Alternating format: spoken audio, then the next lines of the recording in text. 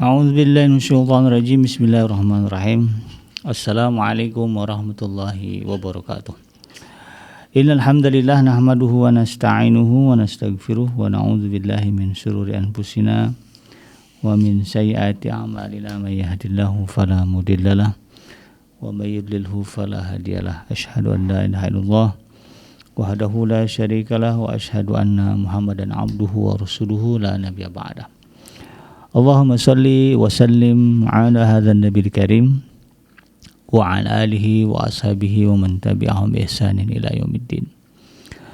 Wa qala Allah ta'ala fi kitabihil karim, ya ayyuhallazina amanu taqullaha haqqa tuqatih wa la tamutunna illa wa antum muslimun. Ya al-haq adkhilna mudkhala sidqin wa akhrijna mukhraja sidqin wa ja'alna min ladunka sultanan nasyira. Ja al-haq wa zahaqal batil innal batila kana zahuqa. Ya al-ghafur rabbana innana amanna faghfir lana dzunubana wa qina adzabannar. Amma ba'd.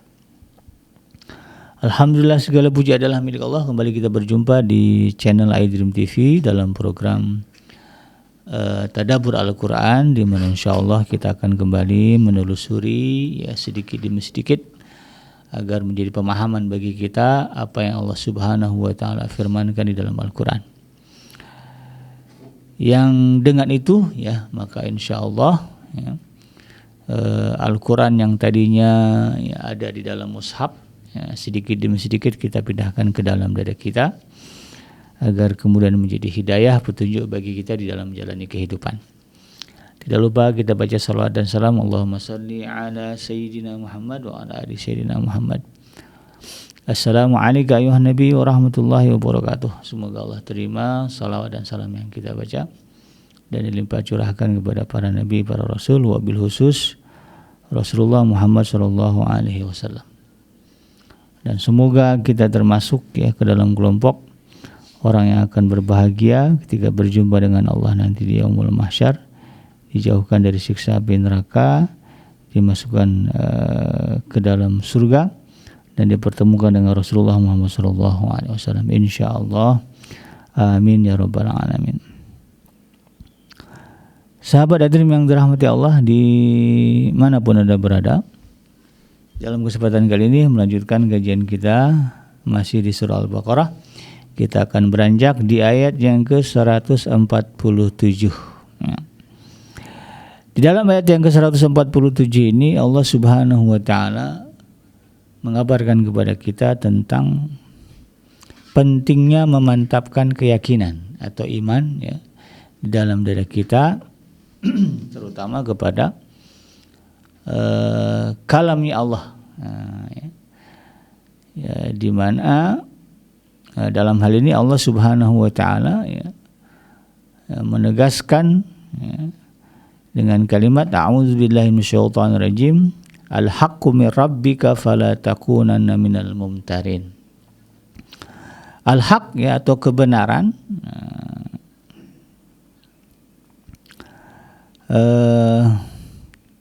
mir rabbika, datangnya dari Tuhanmu.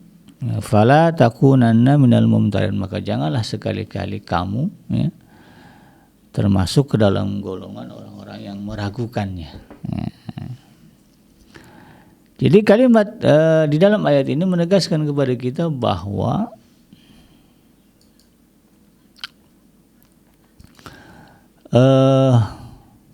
kebenaran itu tentu kalau berbicara hak yang paling tinggi dari kebenaran atau kebenaran yang hakiki yang sejatinya adalah Al-Qur'anul Karim. Karena ini adalah turun dari Tuhan yang Maha Benar maka segala sesuatu yang datang dari zat yang Maha Benar, bahkan dalam Al-Qur'an ditegaskan bahwa Allah itu tidak tidak mengingkari janji, bahwa Allah itu adalah zat yang Maha Benar, zat yang Maha mengetahui Nah, zat yang memiliki segala sifat kemahaan itu kemudian menurunkan kitab menurunkan petunjuk, tentu di dalamnya tidak mungkin kitab itu ada unsur-unsur yang sifatnya salah. Itu. Tidak mungkin Al-Quran itu salah. sebagaimana yang ditegaskan di dalam surah Al-Baqarah juga ya, di ayat yang kedua kalau nggak salah ya. Ya, ayat yang kedua, dzalikal kitabu la raiba fi. Ya. Kitab itu ya maksudnya Al-Qur'an. La raiba fihi hudal lil muttaqin. Di dalamnya tidak ada keraguan, tidak ada hal yang perlu diragukan. Ya, hudal lil muttaqin sebagai petunjuk bagi orang-orang yang ingin mencapai derajat ketakwaan. Nah, gitu. Maka dengan demikian sahabat Adrim yang dirahmati Allah, jelas ya, bahwa segala sesuatu yang Allah firmankan di dalam Al-Qur'an walaupun hanya satu huruf gitu ya. Saya dalam surah Al-Qalam kan ayat pertamanya bunyinya nun itu kan satu huruf ya. Ada yang 3 huruf, ada yang 2 huruf Yasin ya. Ada yang 3 huruf Alif Lam Mim ya.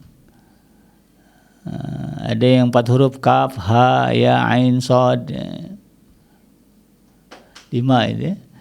Jadi walaupun hanya satu huruf bunyinya, maka itu adalah kebenaran ya, yang datang dari Allah dan tidak ada keraguan di dalamnya, dan fungsinya adalah sebagai hidayah atau petunjuk bagi kita untuk mencapai derajat ketakwaan.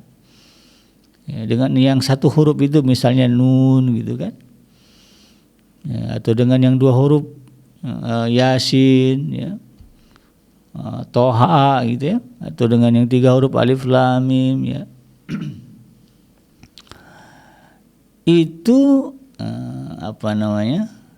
merupakan petunjuk ya untuk mencapai derajat ketakwaan.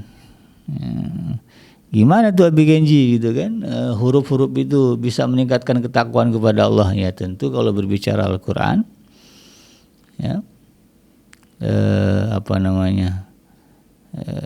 Selain kita baca ya dipahami itu ya. Ditelusuri ya. Dikait-kaitkan dengan ayat yang lainnya sehingga kemudian membentuklah satu pemahaman kepada kita yang dengan itu kemudian kita bisa meraih derajat ketakwaan kepada Allah Subhanahu wa taala. Misalnya contoh lah ya, nun yaitu huruf-huruf istimewa itu kan di dalam Al-Qur'an di awal-awal ayat ya, ha mim misalnya kan. Nah, ya. Ketika kita baca huruf itu mungkin awalnya bingung, nun apa maksudnya nun? Maka untuk meningkatkan pemahaman kita baca ayat setelahnya ya, gitu ya. Dan rata-rata ya ketika Allah Subhanahu wa taala menyebutkan huruf-huruf ya hijaiyah di dalam Al-Qur'an di awal-awal surah, maka biasanya ya ayat-ayat itu ya ayat-ayat yang awalnya huruf-huruf itu diikuti dengan keterangan tentang Al-Qur'an. Ya, misalnya dari Alif Lam Mim ya, dzalikal kitabu la raiba fihi hudal lil muttaqin ya. Langsung menuju kepada kitab itu. Ya, Yasin wal Qur'anil Hakim gitu kan. Yasin dan demi Quran yang penuh dengan hikmah yaitu kebijaksanaan. Ya. Atau juga misalnya Hamim ya tanzilum mir rabbil alamin gitu kan. Nun wal qalami wa ma yasturun gitu kan. Dan itu rata-rata kan setelah huruf-huruf itu Allah kemudian menyebutkan Al-Qur'an. Maka diambil satu pemahaman ya, bisa diambil satu pemahaman bahwa huruf-huruf itu ya bagian dari Al-Qur'an yang tidak boleh kita hilangkan. Ya, karena kalau hilang satu huruf gitu kan, nah, ya, maka kita tidak akan mendapatkan petunjuk. Ya, kita tidak akan mendapatkan kejelasan ya, samalah dengan bahasa kita lah. Itu kan kalau hijaiyah kan bahasa Arab ya. Dalam bahasa kita misalnya ya, ketika kita bicara ya atau menulis lah ya. Nah, kalau kemudian dihilangkan ya satu huruf atau 2 huruf gitu kan, maka perkataan kita tidak akan jadi bermakna ya. Aku misalnya huruf O-nya dibuang jadi ak gitu kan. Nah, kan orang bingung apa itu ak, apa maksudnya ak ya, jadi orang tidak akan bisa paham apa yang kita maksud gitu kan. Maka demikian juga Al-Qur'an ya, ketika Allah Subhanahu wa taala itu kan menurunkan segala perintah dan larangan di dalam Al-Qur'an, kalau ada aja misalnya ya satu dua ayat yang disembunyikan, satu dua ayat yang kemudian dihilangkan, maka kemudian ya manusia tidak akan bisa mencapai derajat ketakwaan dengan sempurna. Ya, atau kalau dalam bahasa kalau lebih dianalogikan lagi gitu kan. Kalau kita ingin dipahami ya oleh Allah Subhanahu wa taala, ingin diakui sebagai seorang yang bertakwa, maka jalankan Al-Qur'an itu dengan sempurna. Jangan ada yang dihilang-hilangkan. Sebagaimana kalau kita ngomong dengan orang dan ingin orang itu paham dengan omongan kita, maka sempurnakan omongan kita itu, jangan ada yang dihilang-hilangkan huruf-hurufnya. Kalau dihilangkan huruf-hurufnya orang nggak akan paham. Allah juga begitu ya, ketika kita ingin mencapai derajat ketakwaan kepada Allah Subhanahu wa taala, ingin dekat dengan Allah Subhanahu wa taala, maka ketika kita mengamalkan segala perintah larangan dari Allah, jangan ada yang dikurang-kurangi, jangan ada yang dibuang-buang, jangan ada yang disembunyikan. Ya. Kita ingin kita ingin beribadah kepada Allah, maka laksanakan ibadah itu dengan sempurna sebagaimana yang Allah tunjukkan kepada kita. Ya. Berbisnis misalnya, berbisnislah dengan cara yang Allah tunjukkan kepada kita. Ya, misalnya kalau bisnis ya, jangan pakai riba, ya, maka ayat riba itu jangan disembunyikan. Bisnis jangan pakai zalim, maka jangan ayat tentang kezaliman itu disembunyikan. Nah, dihilangkan ya dalam praktik bisnis kita. Ya. Kalau sampai itu terjadi, maka besar kemungkinan ya, tujuan kita ingin menjadi orang yang bertakwa itu ya tidak akan tercapai. Sebagaimana ya tidak tercapainya maksud kita ingin dipahami oleh orang lain ketika kita berbicara ya, dengan bahasa yang huruf-hurufnya, kata-katanya ya sebagiannya dihilangkan gitu. Ya, bisa disimpulkan juga bahwa ya, pentingnya Al-Quran ya, sebagaimana pentingnya huruf-huruf ya, di dalam percakapan kita. Tidak boleh dikurang-kurangi, tidak boleh ditambah-tambahkan ya kalau ingin mendapatkan, kalau ingin mencapai pemahaman yang sempurna kan gitu ya. Maka demikian juga Al-Quran. Kalau kita ingin ya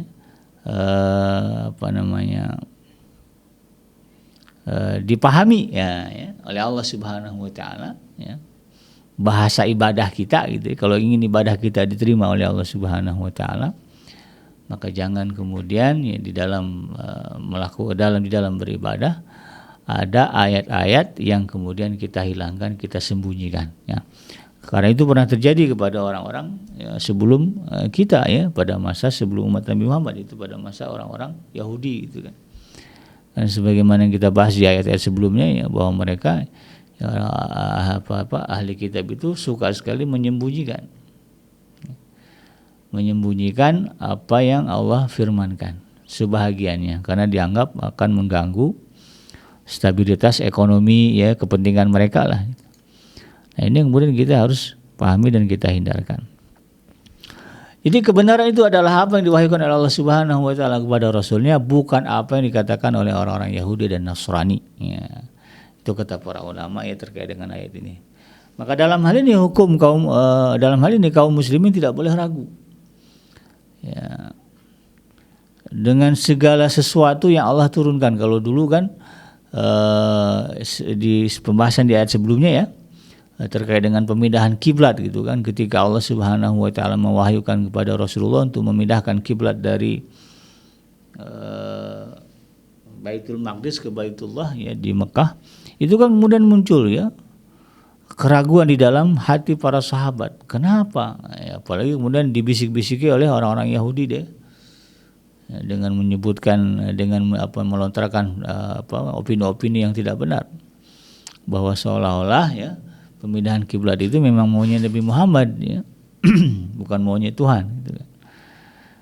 Nah, untuk kepentingan diri dia juga kan gitu ceritanya, sehingga kemudian ada sahabat-sahabat ya yang merasa ragu. Maka kemudian ditekankan oleh Allah Subhanahu wa taala dengan ayat ini, al-haqqu mir rabbik, yang namanya kebenaran Al-Qur'an itu datangnya dari Allah. Fala takunanna minal mumtarin. Jangan sekali-kali termasuk ke dalam kelompok orang yang ragu. Jangan diragukan.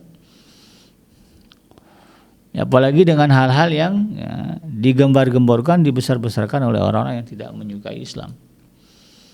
Ya, kan banyak tuh ya persoalan-persoalan yang disebutkan di dalam Al-Quran, di dalam Islam, lalu kemudian dijadikan isu, ya. Misalnya poligami, gitu kan, oleh mereka yang disebut dengan kelompok-kelompok apa itu ya, kemudian menyebut ya seolah-olah ya, hukum tentang itu tidak benar, gitu kan. Atau mau dianggap sebagai sisi tidak benarnya Islam, gitu kan. Nah, itu sebagai contoh lah, gitu kan. Nah, jadi ini yang kemudian kita harus jeli, gitu ya. Nah, kalau ada kelompok-kelompoknya yang memang ya tidak menyukai ya Islam dari awal, lalu kemudian mereka mengangkat isu-isu ya, yang pada dasarnya tujuannya untuk melemahkan Al-Quran, maka jangan kemudian apa yang mereka bahas, apa yang mereka utarakan ya, membuat kita ragu dengan Al-Quran. Hijab misalnya, itu ya. Perintahnya jelas hijab itu kan bagi kaum muslimin ya, kaum muslimah, itu kan, bahwa ya wanita itu ya diwajibkan menggunakan hijab. Ya, sebagian besar bagian tubuh kaum wanita itu aurat, tidak boleh dinampakkan kecuali kepada mahram, kan begitu ya. Lalu kemudian ada orang yang mengangkat isu wah jilbab itu melanggar hak azazi ya, badan-badan kita kenapa dilarang-larang untuk ditunjukkan, nah, itu kan, wah dibuatlah semacam berbagai macam isu itu kan ya, itu nggak benar itu Quran misalnya ya. Nah, kalau muncul kalimat seperti itu, maka jangan sekali-kali kita ragu tentang ini. Ya, kalau ditanya kenapa saya pakai jilbab, ya karena memang Allah perintahkan, begitu aja. Oh jilbab itu kan begini begitu, ya terserah dia, gitu kan. Ya, dia yang memerintahkan kepada kita, ya sama lah dengan perintah larangan memakan daging babi, gitu kan. Itu juga banyak ya yang kemudian menganggap ya larangan itu sebagai hal yang nggak make sense, gitu ya. Babi kan enak katanya, kenapa kok dilarang dimakan ya? Ada yang bilang umat Islam itu bodoh katanya. Ada yang berani mengatakan begitu ya, gara-gara masalah hukum larangan memakan daging babi. Daging babi kan enak katanya. Ya terserah dia, Allah lah gitu kan. Kalau Allah sudah ngelarang, mau ngomong apa kita?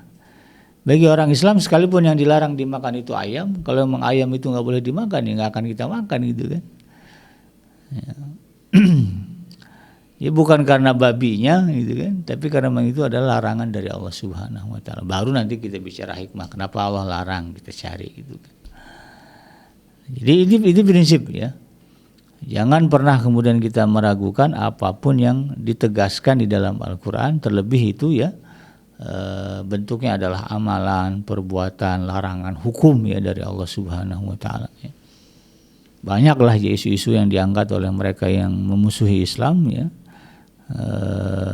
Yang pada intinya mempersoalkan, gitu ya, hukum waris, kenapa dalam Islam perempuan hanya dapat 1, laki-laki 2, itu kan. Itu kan namanya diskriminatif, gitu ya. Jadi membedakan laki dan perempuan, begitu kan, dalam urusan waris. Harusnya kan dibagi rata aja, gitu ya. Banyak itu yang kemudian menjadi ragu, gitu kan, untuk menjalankan hukum itu. Padahal itu sudah Allah tegaskan. Nah, maka dalam hal ini ya dulu ayat ini turun kepada Nabi Muhammad, lalu kemudian Nabi Muhammad menyampaikan kepada para sahabatnya untuk memantapkan iman mereka. Lalu kemudian hari ini ayat ini sampai ke telinga kita ya melalui kajian ya di iDream TV, gitu kan. Maka ini juga menjadi nasihat bagi kita ambil ibrah ya, tentang ayat ini. Bahwa kita tidak boleh ragu sedikit pun dengan hukum, arahan, aturan apapun yang disebutkan di dalam Al-Quranul Karim. Walaupun seluruh manusia kemudian ya, mencela, menganggap ya, salah apa yang Allah Subhanahu wa taala firmankan, maka kita kalau ingin dekat dengan Allah ya, ingin masuk ke dalam surganya Allah, ya ingin bertemu dengan Allah dalam keadaan bahagia, maka yang kita pegang bukan pendapat manusia, tetapi yang kita pegang adalah hukum yang Allah Subhanahu wa taala turunkan. Nah, gitu ya. Ya satu dunia bilang perempuan boleh tidak pakai jilbab gitu kan. Nah, kita tidak akan mengikuti itu. Kenapa? Karena jelas perintahnya bahwa Allah memerintahkan kepada kaum wanita yang muslimah untuk menutup aurat mereka memakai hijab. Nah, satu dunia mengatakan riba itu tidak haram, ya bahkan bagus untuk dijadikan sebagai penggerak ekonomi gitu ya. Kita tidak akan pakai itu, yang kita pakai adalah tegas bahwa Allah Subhanahu wa taala mengharamkan riba dan menghalalkan jual beli. Nah, sampai mati itu yang kita pegang. Nah, ya. Walaupun kemudian ya sedunia orang menghidupkan riba. Cuman kita doang aja nggak makan riba, nggak usah takut gitu kan. Karena yang kita pegang adalah kebenaran yang datang dari Allah Subhanahu wa taala. Nah, dalam hal ini sahabat iDream ya, perlu kita pahami bahwa penegasan ini menjadi kunci posisi kita. Ya, posisi kita ini ada di mana? Ya. Karena di dalam surah An-Nisa misalnya ya, di ayat yang ke-143 Allah Subhanahu wa taala menyebutkan ya, a'udzubillahi minasyaitonir rajim, mudzabdzabina baina dzalika la ilaha ula'i wa la ilaha ula'i wa may yudlilillahu falan tajida lahu sabila. Mereka ya, yang dimaksud mereka di sini ya adalah orang-orang munafik. Ya, kalau kita baca ayat 142-nya, ayat ini membahas tentang orang munafik. Orang-orang munafik itu kata Allah Subhanahu wa taala mudzabdzabina baina dzalik. Mereka itu merasa atau berada dalam keraguan, ya, bimbang, dalam kebimbangan. Ya, baina dzalik terhadap kebenaran yang datang dari Allah Subhanahu wa taala. Ya, Allah sebutkan di sini la ilaha ula'i wa la ilaha ula'i. Ya, posisi mereka ya, tidak termasuk ke dalam golongan orang yang beriman, tidak juga termasuk ke dalam golongan yang kafir. Ya, itu persoalannya kan. Maka Allah tegaskan wa may yudlilillahu falan tajida lahu sabila. Maka siapa yang disesatkan oleh Allah maka tidak akan maka kamu tidak akan mendapatkan jalan untuk memberi petunjuk kepada mereka. Jadi kalau misalnya kita tidak yakin dengan apa yang Allah Subhanahu wa taala turunkan, tetapi di satu sisi kita merasa mengaku sebagai seorang muslim, kan posisi persoalan gitu ya. Kita mengaku muslim, tapi kemudian ada ayat di dalam Al-Qur'an yang kita ragu. Iya ya, kenapa ya perempuan dapat satu bagian dalam hukum waris, laki-laki dapat dua, harusnya kan dibagi rata. Muncul keraguan. Iya ya, kenapa zina itu haram, padahal kan suka sama suka itu ya, katakanlah begitu. Nah, ketika kita ragu tentang itu, maka persoalan utamanya adalah ya, sebagai seorang yang mengaku muslim, maka Allah akan pertanyakan keislaman kita. Katanya Islam, tapi kemudian meragukan apa yang Allah tegaskan di dalam Al-Quran. Dibilang kafir juga nggak mau. Kenapa? Karena sebagian ayat Al-Quran dia percaya gitu ya, tapi sebagiannya dia ingkari. Nah, itu yang jadi persoalan. Ya, mudzabdzabina baina dzalik. Jadi ketika kita ragu dengan Al-Quran, maka posisi kita di dalam pandangan Allah Subhanahu wa taala adalah orang-orang yang tidak jelas iman atau kafirnya. Maka ya, golongan seperti ini posisinya disebut sebagai orang munafik. Nah, kalau mati dalam keadaan menyandang ya, predikat ya sebagai seorang munafik, ya jangan diharapkan masuk ke dalam surga gitu. Karena orang-orang munafik itu ya kata Allah Subhanahu wa taala di dalam ayat yang ke-145 nih surah An-Nisa gitu kan, ditegaskan innal munafiqina fi darkil asfari minan nar. Sesungguhnya orang-orang munafik itu kata Allah Subhanahu wa taala ya innal munafiqina fid darkil asfali minan nar. Ditempatkan pada tempatan yang paling bawah minan nar, dari nerakanya Allah. Jadi nanti kalau kita mati, nauzubillah ya, kalau mati dalam keadaan sebagai orang munafik, maka kata Allah akan dilemparkan ke dalam neraka yang paling bawah. Walan tajida lahum nasira, dan kamu tidak akan mendapati seorang penolong pun bagi mereka. Gak ada yang bisa nolong ya, walaupun itu dulunya di alam dunia berkuar-kuar, saya muslim, saya bela Islam gitu kan. Tapi kalau matinya ya sebagai seorang munafik, karena itu tadi ya di dalam dadanya ada keraguan tentang apa yang Allah Subhanahu wa taala sebutkan di dalam Al-Qur'an, repot ya. Tidak akan ada yang bisa nolong ya, walaupun dulu ngaku Islam, KTP-nya Islam gitu kan. Nah, ini yang kemudian kita harus pahami. Bahkan di dalam ayat yang lain, sahabat hadirin yang dirahmati Allah, misalnya di dalam surah Al-Hajj ya, disebutkan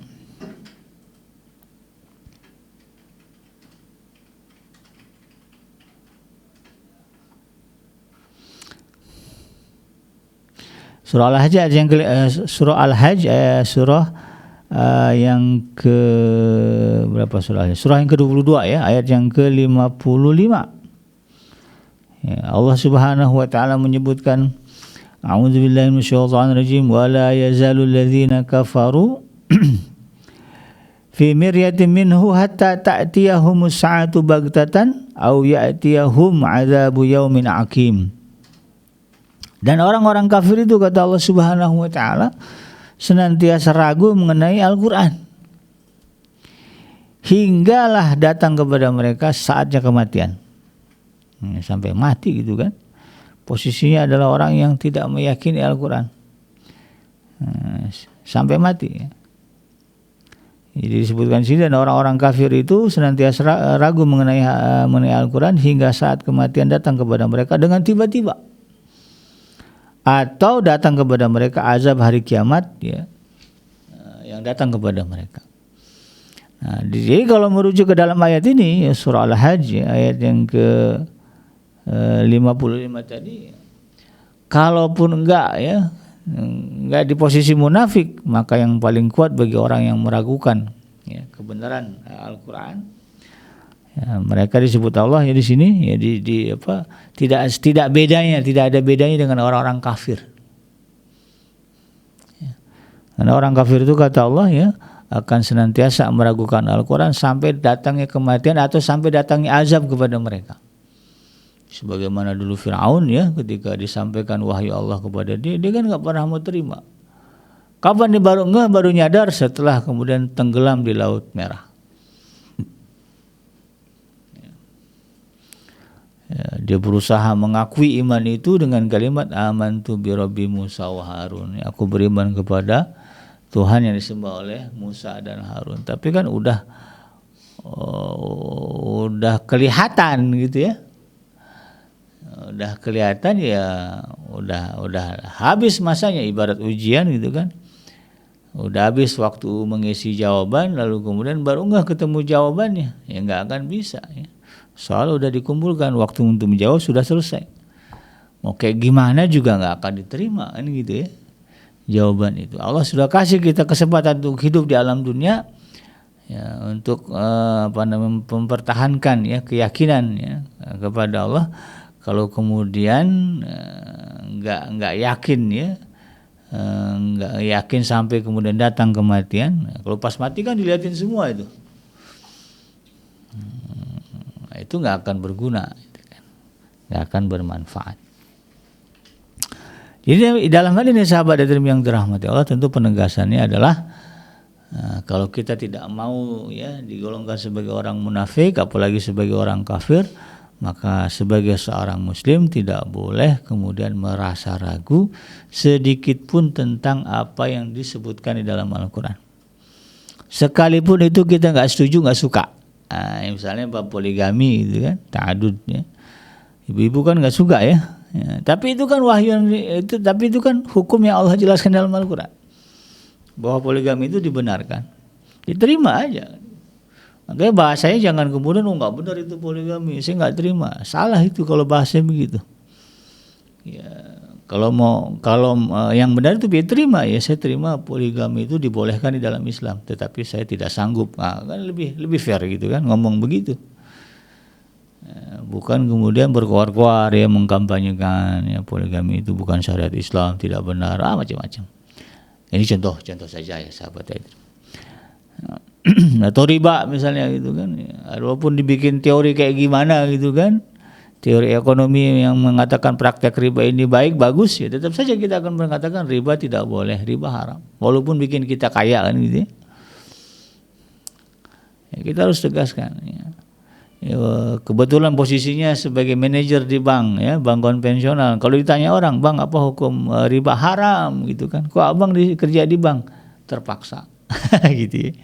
Jangan cari alasan, "Oh, riba itu ya boleh gini carilah," gitu kan. Yang intinya menolak apa yang disebutkan dalam Al-Qur'an. Itu enggak benar. Ya, jadi orang yang fair-fair aja, ya, jujur-jujur aja lah gitu ya. Walaupun kita posisinya ya sedang terjepit ya, tapi kalau ditanya tentang kebenaran, keyakinan, kita mengikuti apa yang Allah Subhanahu wa taala firmankan. Ya, ada juga itu kan orang-orang yang belajar agama tapi kemudian diuji dengan riba gitu kan. Susah susah untuk lempeng gitu ya. Ini yang kemudian kita harus pahami. Ya, mudah-mudahan ya sahabat Dadim yang dirahmati Allah, kita ya termasuk ke dalam kelompok orang yang senantiasa diberikan keteguhan hati ya untuk meyakini apa yang Allah Subhanahu wa taala firmankan seluruhnya. Ya. Tidak ada yang kita sembunyikan ya, walaupun satu huruf di dalam Al-Qur'an. Semuanya dalam merupakan firman Allah yang merupakan bukti ya, keadanya atau eksistensi dari Allah Subhanahu wa taala. Yang benar datangnya dari Allah dan yang salah semata-mata lahir dari kealfaan dan kegelapan saya pribadi. Saya bikin pamit undur. Hasbiyallahu la ilaha illahu alaihi tawakkaltu wa huwa rabbul arsyil azim. Subhanakallahumma rabbana wa bihamdika asyhadu an la ilaha illa anta astaghfiruka wa atubu ilaik. Walhamdulillahirabbil alamin. Wassalamualaikum warahmatullahi wabarakatuh.